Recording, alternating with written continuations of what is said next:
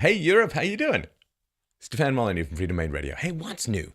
What's going on in your neck of the woods? How you feeling? How you doing? Because I think we kind of need to talk. Now, it's been a pretty sweet 70 years or so since the end of the Second World War. I mean, there was the whole Cold War thing, but it remained cold, not hot.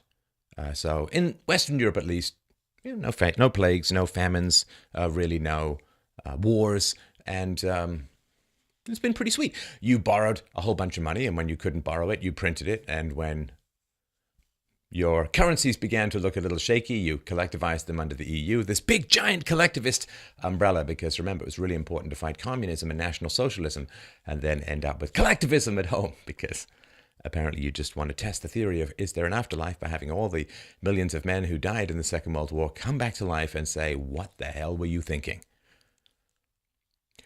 Now, there are those who say that borrowing all this money, having all of these comfortable social programs, all this kind of cool stuff, has made Europeans a little soft, a little deluded, under the illusion that they're living in a very pleasant world where everyone is friendly and nice and wishes everyone else the best. And things like multiculturalism just work tickety-boo and are way better than, say, having your own children. I think that there's probably a little bit of truth in that, but I still do think that the lion-hearted soul of Europe still throbs underneath the slightly sickly hue of draped skin collectivism. But because, when you borrowed a lot of money and you spent a lot of money on social programs, making everybody's life really, really comfortable, safe, and secure, yeah, you got a little soft. What would have been cool? Given that you wanted, as voters, Europeans, you wanted these big, giant social programs that kind of had to be paid for by the taxes of the next generation. It would have been kind of cool if you'd bumped uglies a little bit and made a few more babies. Because, you borrowed money, you spent a lot of money, you just didn't spend that money on having, say, children, which I'm no biologist, but as far as I understand it, children can be decidedly helpful in, say, the continuation of the civilization that your ancestors spent thousands of years and untold buckets of blood building for you, and which you seem to be in the process of wanting to dismantle as fast as humanly possible. But there's no need for any of that. We can sort things out. We can solve things, and we can, pry off this dewy-eyed delusion that the world is, rainbow ponies and Skittles and all kinds of wonderful things, and no one ever really means anyone else harm, and there's no such thing as cultural battles or religious battles or anything like that. We can, wake you up just a little bit. Sorry if you were just drifting off. Just stay focused, people. This is really the future of everything that's going on for you. Little bit of a brouhaha, which I talked about recently, but it involves much more than the Netherlands and Turkey. Turkish Deputy Prime Minister recently said, Europe's politicians are under fascist, neo-Nazi influence. Boy, wouldn't it be tragic if, say, Europeans had this big giant button on their foreheads and testicles. If you thump the button and call them Nazis, they'll just roll over and do whatever you want. If you thump the button and call them racist, we'll just do whatever you want, roll over, take whatever you want. Sexist. Okay, give it. I mean, wouldn't that be tragic if that had been, say, implanted within us by cultural Marxism? That would be kind of a remote control civilization disassembly button that anyone with the lust for the treasure and power and nuclear weapons of Europe could just push and get whatever they wanted. Now, kind of ironic in a funny way. This is what happens when you don't learn your actual history, but you just pretend that it's all about exploitation. Turkey calling people in the Netherlands Nazis. Funny story. Turkey actually allied with the Nazis in World War II. While the Netherlands were under Nazi occupation for close to half a decade, thousands, of course, murdered, millions starved, Jews, the whole story. See, there was a German-Turkish non-aggression pact in 1941. It was actually supposed to be enforced for about 10 years, but October 1945, it ended when Turkey joined the United Nations. Because the League of Nations just wasn't enough. When it comes to Nazi comparisons, I'd feel a little bit more comfortable if, say, the heads of the Turkish government spoke a little bit more about, I don't know, the Armenian genocide, or the basic fact that Hitler's autobiography, Mein Kampf, has become a bestseller in Turkey. So, yeah, I wonder, what if the words Nazi and racist and sexist and this, that, and the other phobe, what if they weren't actually arguments anymore? Because, they actually never were. They're just big, giant, female-implanted guilt buttons. Hit Europeans on the head, cough up all the blood and treasure of their ancestors, because we wouldn't want to have negative words attached to us, right? Our ancestors fought dragons, I believe, if I remember rightly. But apparently we're frightened of words these days. I mean, for those who want to dig into the history, it's a pretty simple equation. The EU is the League of Nations, and Merkel and others are Chamberlain. And, well, we all know how that turned out. So what's going to happen? Turkey's going to suspend all high-level diplomatic meetings. It's going to cancel all flight permissions for Dutch politicians. Now, I know that the Netherlands invests a huge amount, about 16% into the Turkish economy, of the Turkish foreign investment, about 16%. But this is really not the important part. You may have had that reported on in the media, but I pretty much guarantee you haven't heard a lot about this. The Turkish vice president has said, and this, again, stay with me, really need you to pay attention here, has said, Europe has not kept its promises on the migrant deal.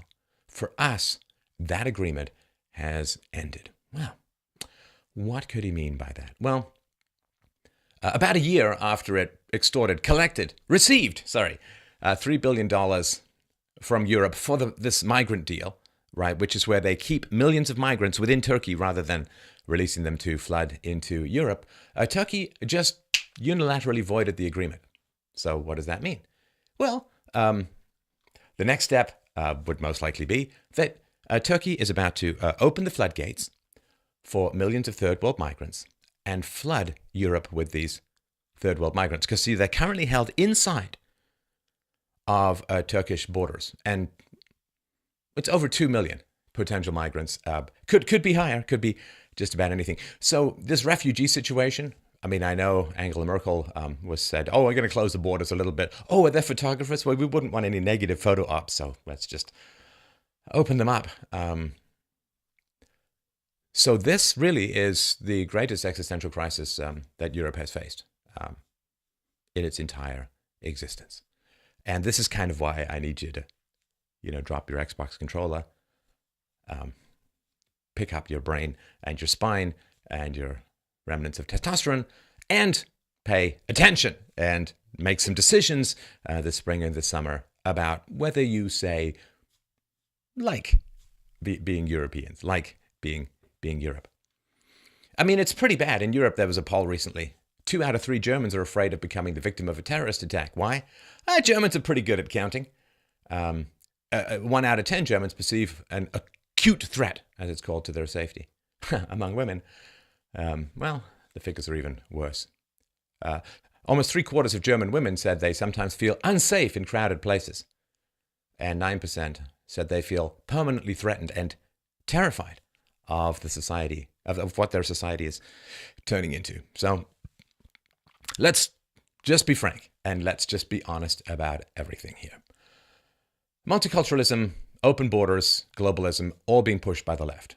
Now, important point. The left does not believe in multiculturalism at all. It is a lie. It is supposed to appeal to your childless womb yearning for people to parent if you haven't had kids. And it's designed to appeal to your pathological altruism, your Western-drenched universalism. That's great if people believe in universalism, and is a giant Trojan horse if they don't. So the left, they don't believe in multiculturalism at all. They don't. See, multiculturalism is the idea that if people come into your environment, they're going to blend, they're going to mix, they're going to absorb aspects of your culture, and you'll absorb the positive aspects of each other's culture, and everything will get better, and everything will be wonderful.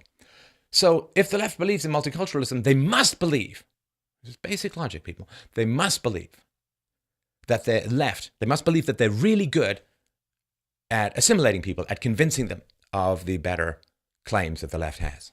Of course, right? But you see, funny question. If the left was good at assimilating people, why the hell are all these hate speech laws in Europe? Because see, they're really good at making the case voluntarily for you to believe the better part of their arguments and their ideas. Cross-pollination, cross-fertilization. So why aren't they welcoming criticism and saying, well, I understand where you're coming from. Here's all the reason. Here's all the evidence, because we're all about assimilation, which means we can bring in people with really different viewpoints, but don't worry, we can assimilate them. Well, why doesn't the left assimilate people with different viewpoints? Well, they don't. They viciously attack them. They destroy their reputation. They try to get them fired. And they throw them in prison for hate speech laws or fine them like crazy. That doesn't sound like assimilation to me. Why does the left attack everyone who's not on the left or who questions leftist policies? Why would you need to attack them? Just assimilate them, with all that sweet reason and evidence. Why would Hillary Clinton refer to people who disagreed with her as a basket of deplorables? Racist, sexist, homophobic, blah, blah, blah, blah, blah, right? Why verbally attack if you're really into multiculturalism? The left should embrace the right as being part of the multicultural framework and mosaic, but they don't. They viciously attack the right, which means they don't believe they can assimilate the right, which means they view people with different perspectives as enemies, which means multiculturalism doesn't work. This is not that complicated, people.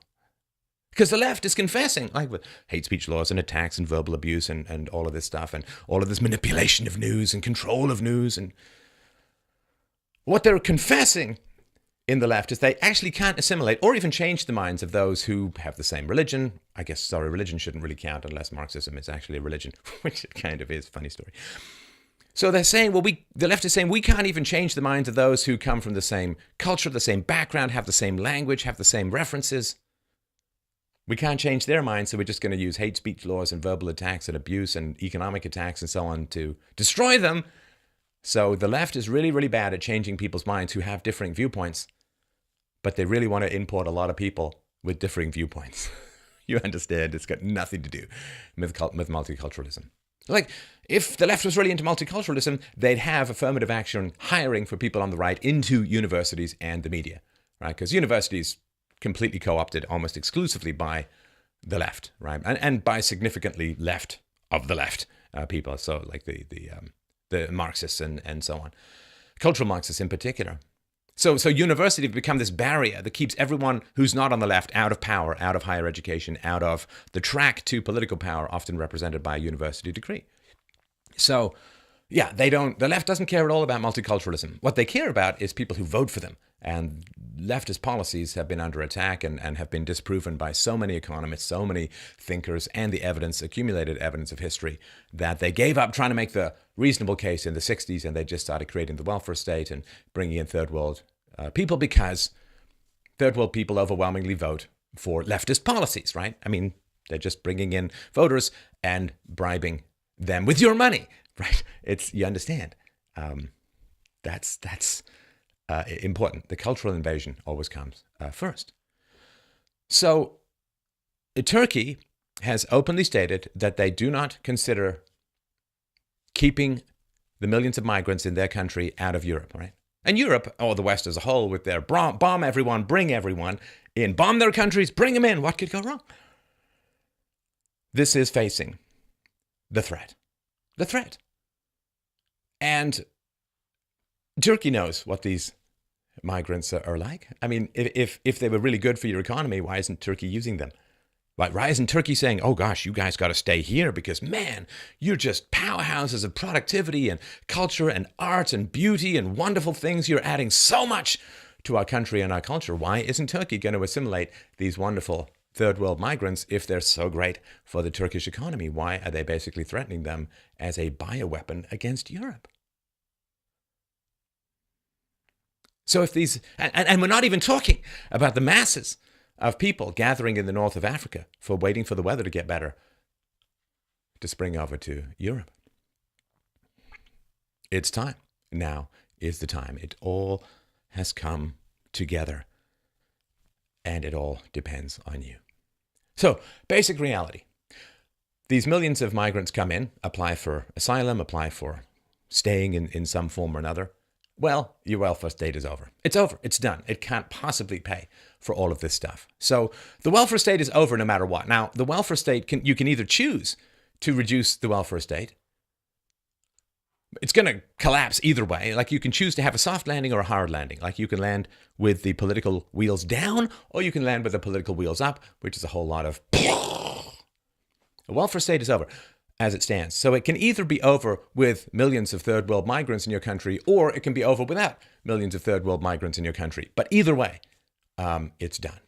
Because this is the basic reality. I mean, people have so much lost their history, right? I mean, the West, people in the West have been told for so long that the only evil is the West, and the only thing the West ever did was slavery, colonialism, brutalization, destruction, pillaging, rape. And there's massive amounts of people out there convincing everyone not in the West that the only reason the West is rich is because it stole from everyone else. So they're coming to take it. It's all nonsense, right? The West countries are all, cultures and countries were always fighting each other all throughout history. And actually, if you actually want to know, you can look at the economies of post-colonial countries, and the best chance you have to have a free market, relatively free economy, is to have been a former colony of particularly England or other places. So, I mean, I've got the truth about colonialism, the truth about slavery and all this. It's all a bunch of lies and Marxist nonsense designed to make you feel bad and guilty and terrible, and thus give up everything and hate your own culture. I mean, it's a wonderful form of invasion. It's how you take down nuclear powers. But here's the basic reality, that history is conflict, particularly between ideologies. And when ideologies meet in general, it's like two carpets being pushed together, or two pieces of paper, right? They don't blend, they don't merge. One goes on top and the other goes on bottom. That's a basic reality. Another basic reality. You have been convinced into giving up your borders. You've been convinced into giving up your borders. And I mean, this is all nonsense. Your rich people all live in gated communities with private security. Your politicians all travel with security details, and you can't get close to them in any way, shape, or form because there's a lot of walls, a lot of borders between them and you. So this is the basic reality. That which has value must be protected. That which has value must be protected. You don't put a piece, like an empty piece of paper, into a bank vault. You put your valuables into a bank vault. You build walls around that which needs to be protected.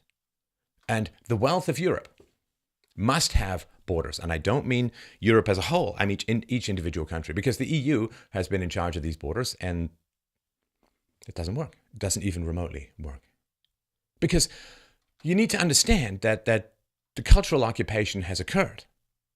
So Europeans, you understand. You can watch my video, The Story of Your Enslavement. You exist as tax cattle so that leftist politicians can strip money from you, or strip money from your child, so that they can buy votes from others. If third world migrants voted for the right, of course the left wouldn't be interested in having them come into the country. I mean, this is not that complicated. That which has value needs to be protected. During a riot, do you just open your doors? At night, do you lock your door? Do you lock your car? It has value. It needs to have borders. It needs to have boundaries. You know, also known as skin. History in general is conflict. And because of 70 years of peace and borrowing and, you know, going into the amniotic sac of the welfare state, kind of forgotten this. It's okay. There's people like me to help remind you. Right? So history is conflict. And your safety, your security, your freedoms were won by people who understood this. Because Turkey has made it very clear. And people gathering in the shattered, Obama broken and Hillary Clinton broken remnants of Libya have made it very clear. They're coming, Europe. They're coming. And you're either going to have borders or you're not. So you need to vote for your nation. You need to stop relying on Brussels to protect you. Their record is very clear. You need to have borders. You need to have countries. You need to lock your doors because they're coming. History has arrived on your doorstep, and it comes down to you, to your vote. In the Netherlands, in France, in Germany, everywhere. It comes down to your vote. Are you going to keep what your ancestors died to hand to you, to give to you? What thousands of years of evolution from the pre-Socratics to now has worked to fashion and create and shape this glorious civilization called the West. Are you going to save it. Nobody's asking you to go to war yet.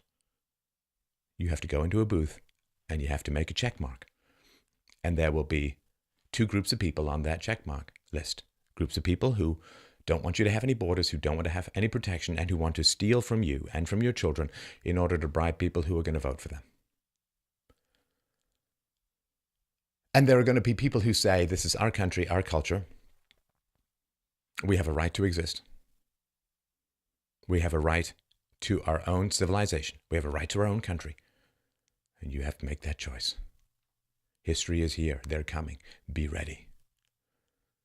Cicero said many years ago, any man can make mistakes, but only an idiot persists in his error.